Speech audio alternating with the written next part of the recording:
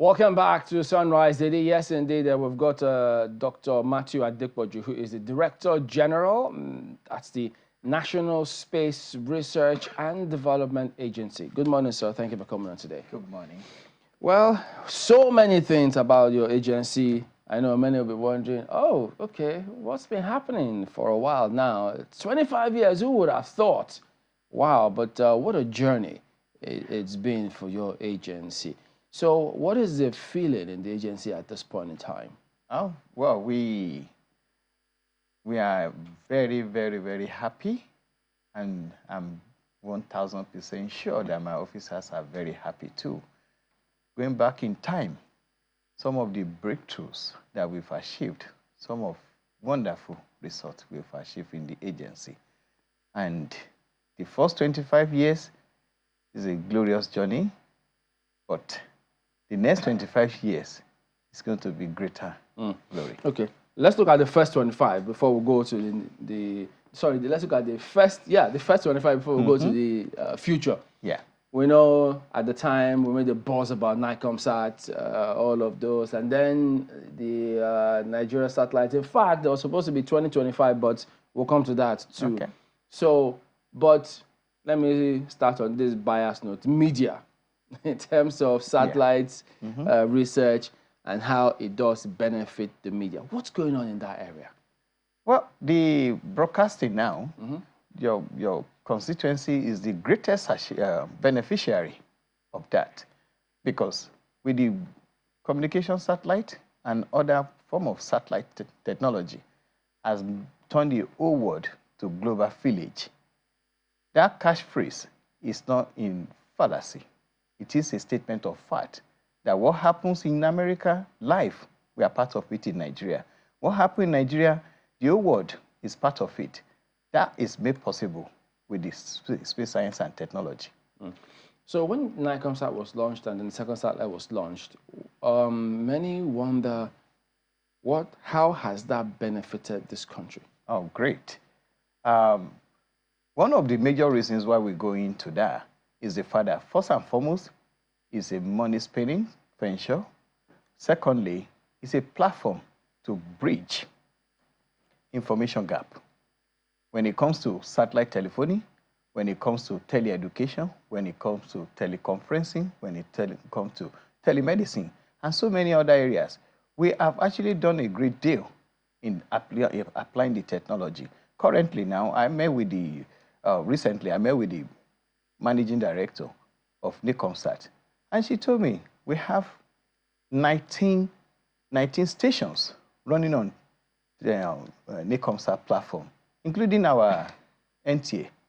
So NTA International is running on our communication satellite and many others, and they are providing broadband services as well. Recently, they declared 774 project, which means they want to take broadband services to all the 774 local governments in the country. You can't venture into that if you don't have your own satellite, because the cost will be so huge. The entire ministry budget cannot pay for it. But because of that asset that is there, we can venture, and we can do quite a lot of great things for Nigerians. I want to be able to look at some of the breakthroughs in the past 25 years. Okay. Recently, we saw FEMA was asking that we needed your office to deploy technology, especially in disaster management. And then there's also the security component that everyone keeps looking at your office to see what it is that you've contributed in that regard. Talk to us a little bit about some of the major breakthroughs in the past 25 years and in the areas of security and disaster management. What kinds of things are we seeing from your office right now? We work actively with FEMA, NEMA, and many other organizations that have the lead responsibility in disaster management.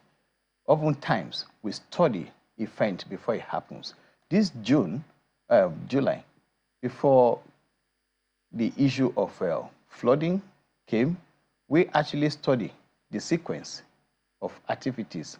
And then we even did, my minister, Chief Jeffrey Naji, did a press briefing when there was an imminent of flooding because of Lago Dam. Because we were studying the dam, as the dam is getting water level is rising. So when it got to a critical stage, we had to conduct that in the press briefing, which my honorable minister did a great job to notify the state down south. Because when the Lago Dam is released, that's when we usually have surge in the flooding in the southern part of the country. And in the area of security, of course, yes, there's quite a lot we were doing. I will take you back to some years back when we had this International Human Rights Watch about the crisis that happened in Baga. And then the megaphone that, oh, the Nigerian army has destroyed thousands of people, thousands of this and that. But we went back into our laboratory, take the image of before and after, and we did analysis. And by the time the result was gotten, we took it to the filler too. It was during the President Jonathan. And we sent the result. The president, they forwarded the result to International Human Rights Watch. The people that did the work for them said they did desktop approach, which means they didn't go to the site. That our report is what gave Nigerian Army peace, especially the leadership as at that time, that they are returning into peace now, because it seems there is international conspiracy against us in some cases. Or if we don't use our own asset and our knowledge and our technology to push back, they will keep on pushing us to the edge. And so many other support we're giving to the Army in terms of geospatial technology and intelligence that we have given them. Most of these things, we can't come to the radio or the television to talk about them, because having a relationship with military, there's a lot of restriction in our engagement. But they know. That's why you see myself and then the Chief of Defense Space Administration hand in hand, working together, knowing fully well that the capacity that is on NASRDA is a great national asset for our security community. The first part of my question was about major breakthroughs. If you were looking back at your 25 years, because that's what you're celebrating, what stands out as the one thing? First and foremost, we have launched 7 satellites. And we are not talking about shoebox size satellite that other African countries are launching for $250,000 or $50,000 or $25,000, and then they are saying we've launched satellite. When it comes to the real business of launching satellite, Nigeria is #1. When you look at the chart, you see some country 13 satellites, satellite, 3 satellites. Most of them are small boxes, shoe-sized boxes. Ours is the real satellite that you have to spend hundreds of millions of dollars to actually do that. So the first made by African satellite was made by my engineers. Nigerian engineers are the first African 100%? that made 100%. Oh. It's Nigerian Sat X, and that's why that satellite is dear to our heart, just like the crest of a football fan is dear to them. That satellite is heartbeat of our engineering pioneers. Then, going from there, we went into communication satellite as well, we are the only country in the whole of Africa that have communication satellite. Then we didn't stop at there. We launched Defense Space Administration. The defense session started from NASRDA. Then we got to National Assembly, supported the movement, and then the administration. America is just, in recent time, doing their defense command, the space command. There are so many things that our leaders have foresight, and we were able to do greater things. And then we didn't even stop at that. We've done other Earth observation satellites. If I could follow up on that. Applications. Yeah, continue, just finish up. Thank you. In the area of applications, it was an equivalent task to in the area of polio eradication. Okay. Until we develop a geospatial tracking system for the fascinators, because oftentimes they jump houses and then they do some community, they won't do some communities. So we work hand in hand with them. When they go for fascination, when they come back, we put the tracker, we do the mapping, and then we see the area that they missed out, and then we charge them to go back for the mop-up. That's what led to declaring Nigeria polio-free about a couple of years ago. COVID-19, I will tell you as a matter of fact in my laboratory, some of the officers that are supposed to go and conduct the vaccination, all those things. They weren't. But we deployed the GTS as well. And they know they cannot stay somewhere and say, okay, we have done this and that. Because when the technology is there, technology doesn't lie. And another great venture we embark upon is the universal basic education. Thanks to the executive secretary, Dr. Boboyi, who gave us the access to partner with us, we were able to develop the system for project monitoring and evaluation. Because in the past, contractor will get the job, they will get the money, but they won't build the schools. And some officers who are recalcitrant will be writing the report that is not in existence. But now, for you to write the report, you have to be in that school. Because the second project we did for them is to map the primary schools across the country, junior secondary school as well. So that database was even celebrated by World Bank as the first baseline information in our educational sector. So now, if you are giving contract to build school in Benin Kebbi, if you are not there as an officer that's supposed to write the report, then you can't write the report because we developed the system that will block the back end and it's linked up with the satellite technology with positioning thing. I forgot the GNSS. So all those things are running, and there is quite a lot we've done in the area of agriculture too. We have a crop wash platform where our satellite, where it goes, is sweep, and then we do NDVI to see the health of the farms. But when we finish this work, we are making a passionate appeal to ministry, department, and agencies who have the lead responsibility to turn this result into action, an actionable result. The president recently gave directives for the launch of 4 satellites. Yes. What's going on with that? We are finalizing the payment, fund release, and the rest now. And the president, I want to thank my president, President Bola Ahmed Tinubu, GCFR, the chairman of the Space Council, for his foresight, for his determination, and for his belief in the space science and technology. Because he knows for sure, even before he became the president, he has been a champion of our program. I've had a couple of meetings with him on some of our space program. And that's why it's not even difficult for him. And I want to thank my honorable minister, because if you don't have the minister that understands what needs to be done, there is so much things on the table of Mr. President.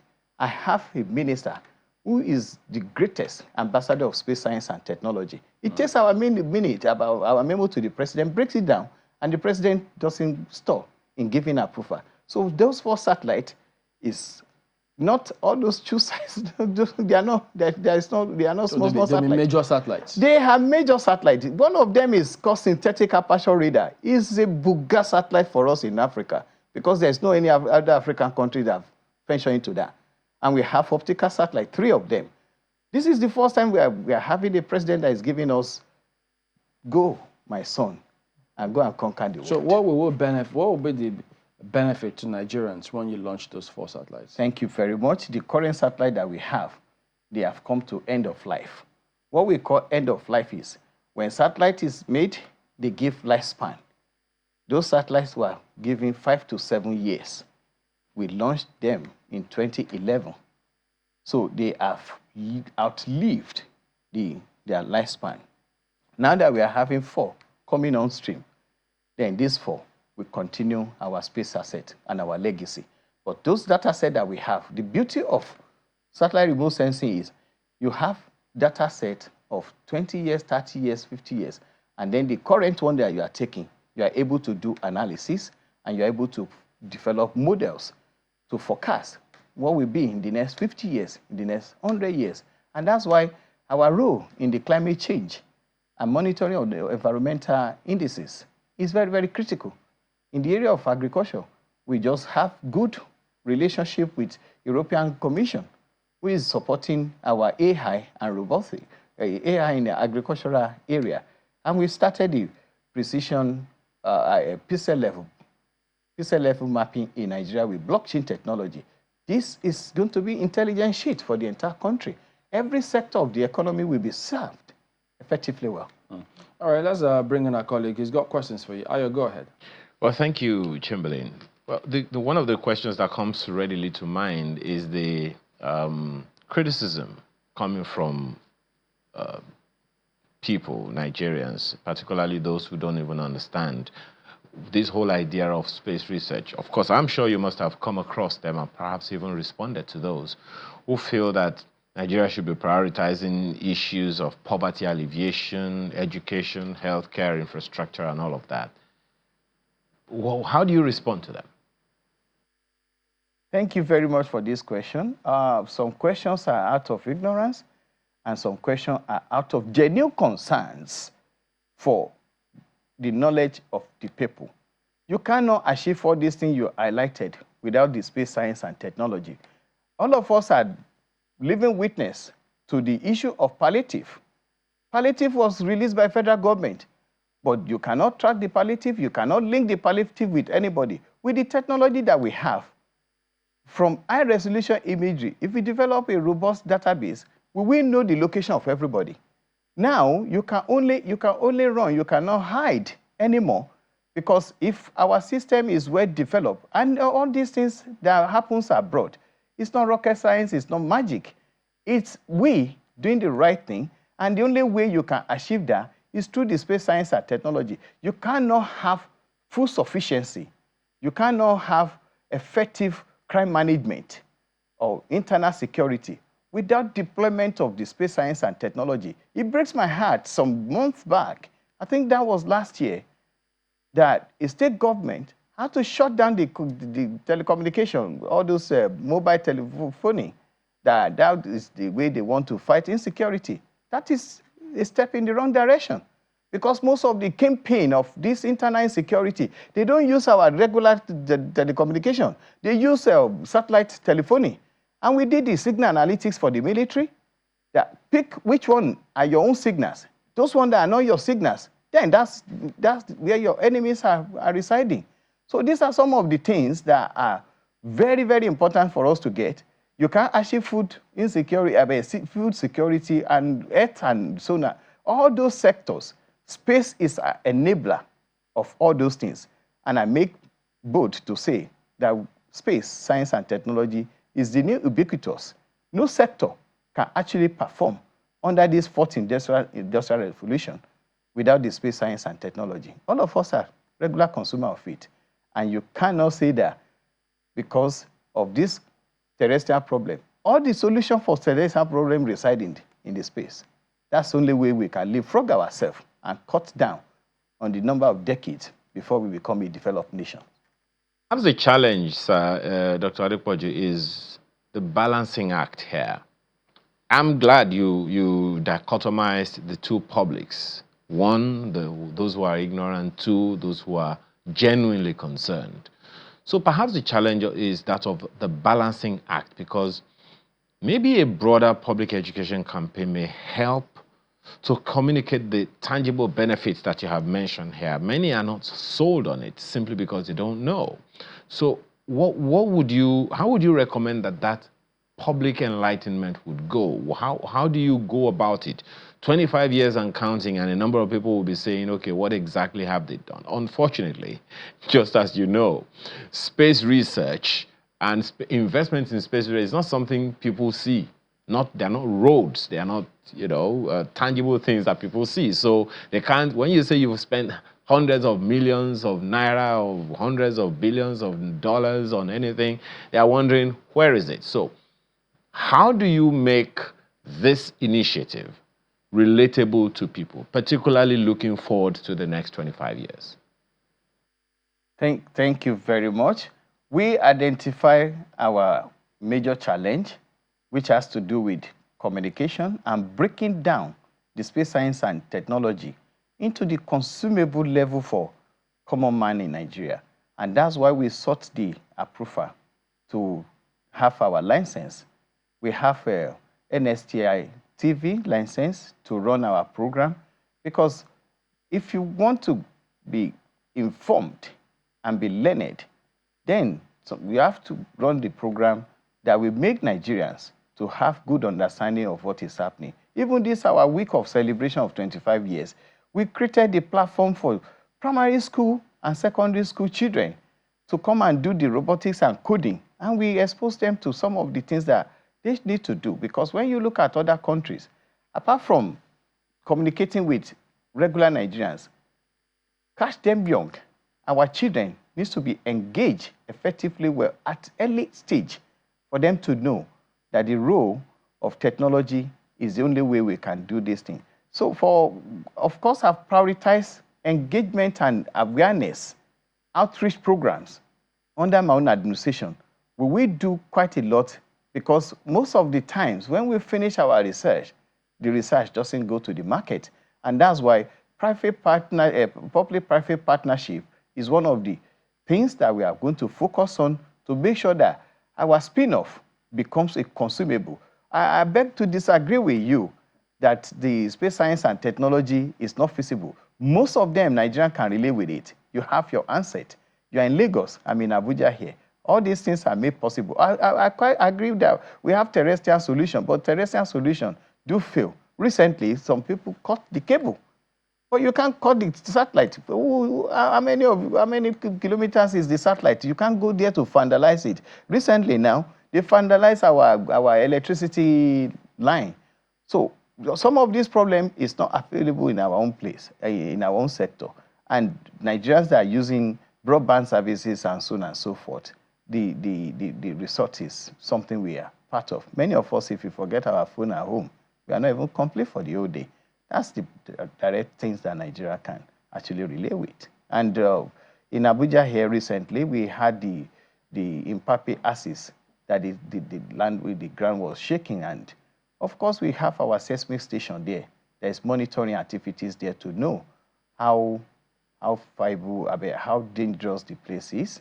And when we did our analytics, my minister made the press briefing and then put the mind of Nigerians at rest. So all those things are direct, tangible result as well. You know, one of the things, as you very well know, Dr. Adepoju, I mean, yes, you're right. I mean, we use the handsets, we use the mobile phones, we use the internet and all of that. But as far as anyone is concerned, it's just the telco. They don't really understand. That's what I mean. I mean, these other, in these interventions, you are like the backbone of the services that people get, but people don't see these things. So how do we take this forward? How do we make it relatable to people directly so that they know that, okay, this phone I'm using, this education I'm getting, this health intervention that I'm getting is because Nigeria has a rich space research initiative? Thank you very much. Like I mentioned, we engage more in public awareness. We engage more in the programs. The industries, my apologies. I'm talking about the direct, the industries themselves, the education sector, the health sector. What are the interventions going on with them so that that partnership can be robust and directly influencing Nigerians? We have good relationship with Ministry of Health. I've highlighted the one we did in the area of COVID, in the area of polio, in the area of malaria. We have highlighted the one we did with even CBN, Hancock borrowers, the farmers that are getting the loan and those ones who will come and lie that their farm fails. We have engaged a lot of stakeholders. But sometimes, because of the mode of our engagement, we are the geek behind the scene. So sometimes we are to play that backup role and then allow the agencies to take the shine. I like that one, the geeks behind the scene. Geeks rule, okay? As a fellow geek, geeks rule.